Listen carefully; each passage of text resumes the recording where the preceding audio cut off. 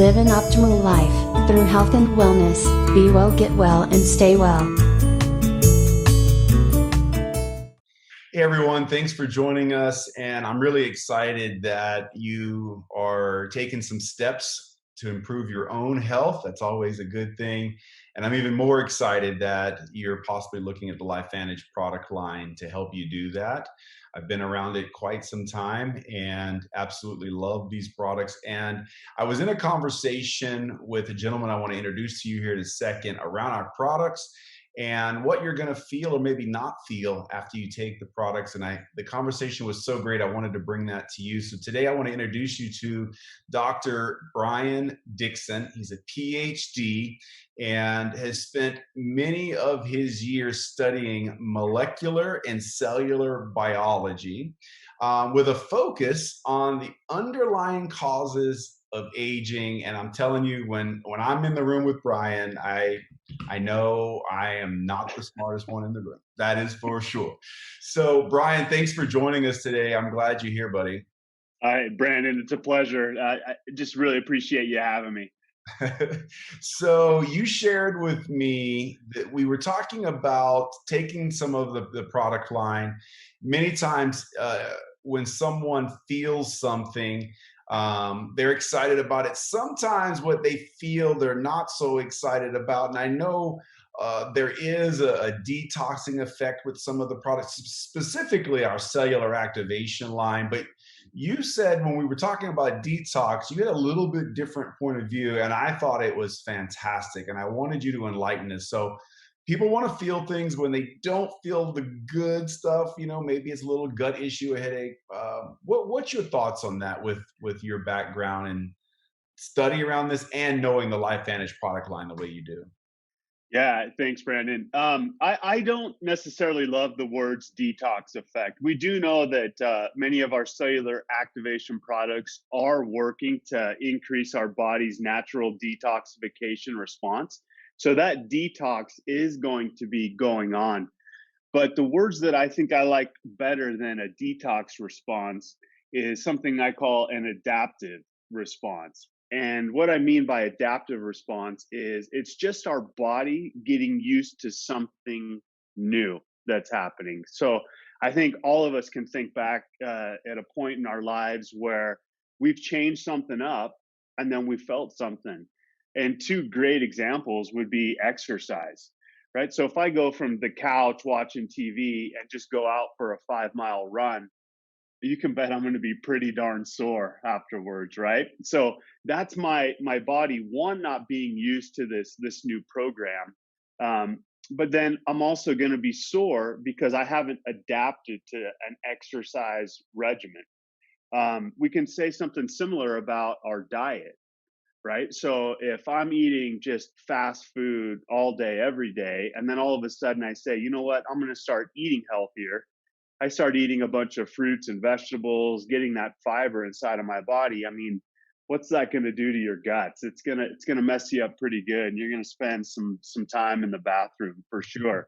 So it's just our bodies get used to it, right? So as we exercise more, we can go for a longer and longer run. As we're eating more and more fruits and vegetables, it doesn't mess with us at all, and we eventually start feeling better.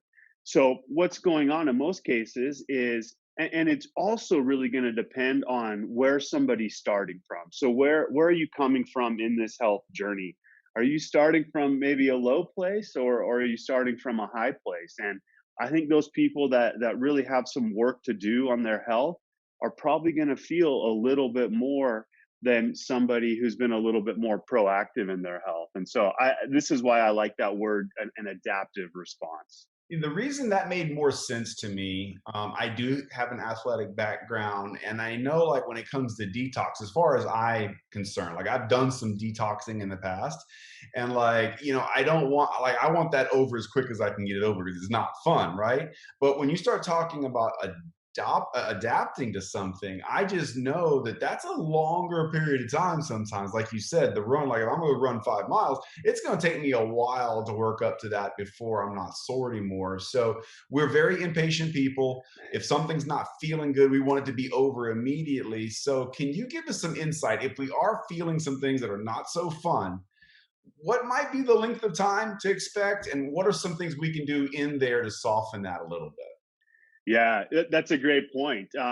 Just like if you start eating fruits and vegetables, that's not going to happen overnight. The exercise, it's a great analogy.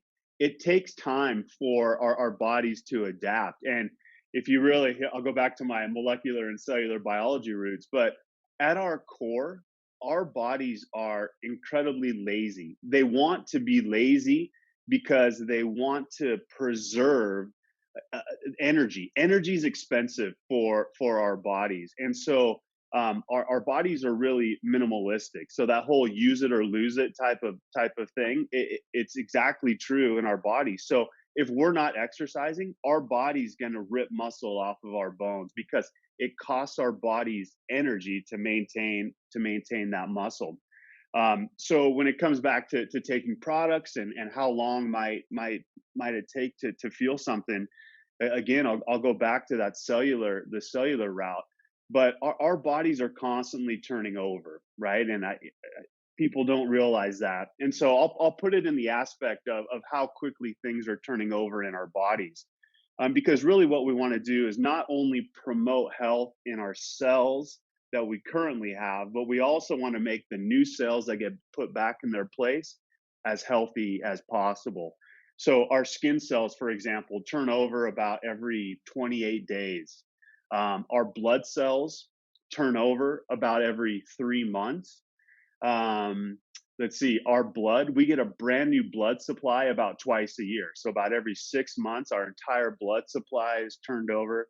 And then something we think is even really static and permanent, our bones are turning over somewhere between every 10 to 12 years.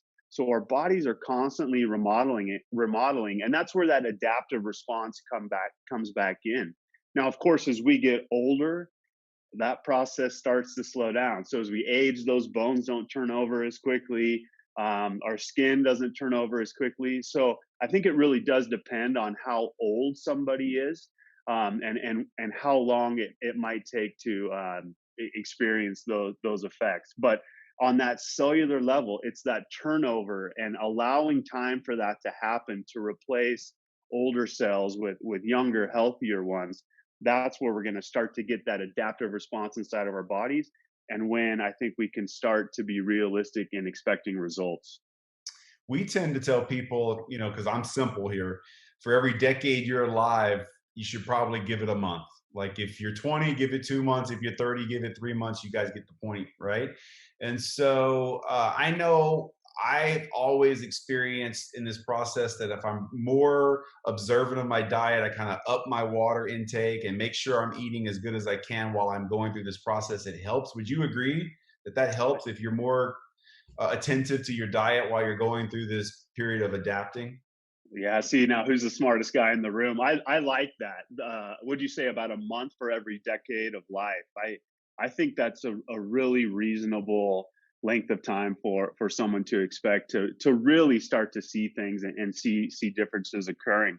But yeah, of course, we need to do all of these healthy things in our lives anyway. We should be doing them. But definitely things we can do as well to maybe minimize some of the things we might be feeling. Man, just drink water. Drink water. So, like I mentioned, our activation line of products are going to help with that detoxification process that's going on all the time in our bodies anyway. And water is a major way that we're getting rid of the garbage inside of our bodies. And, forgive me if this gets a little bit crude, Brandon, but, we all have a built in hydrometer. So people always ask me, well, how much water should I be taking? And I don't like to give somebody 8 cups or 16 cups or a gallon, and because it's so different on our lifestyle. So if you're exercising, you're going to be using more water. If you live in a hot humid environment, you're going to be losing more water. So every time you go to the bathroom, just take a peek, and what color is your urine? It should be white, clear to just slightly yellow. And that's the best judge on whether or not you're hydrated or not. So pay attention, and you should be going at least every 2 hours. Okay. So right there, you have built-in hydrometer, pay attention, help support that. Another thing, when you're exercising, again, talking about this adaptive response, something else we need, and really where the regeneration is happening in our bodies, is when we're sleeping. So make sure you are getting enough sleep. It's just the most underrated thing that nobody's talking about. Sometimes I hear about people maybe getting a little upset in their stomach. So it can help to take the products with food, with your good, healthy food that you're putting in your body. And then I know when we finally pull the trigger and we decide that we want to go on this health journey, right? Start exercising, we want to see results right away. We start eating healthy, we want to see weight loss right away. But that adaptation takes time. And so my best advice is just be patient.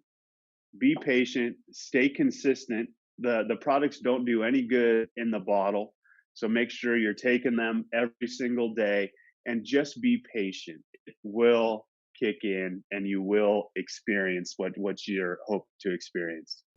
Thanks for watching. And remember, one change can have an enormous effect. Remember to subscribe, hit the bell and the like, and we'll see you next time on Love to Live.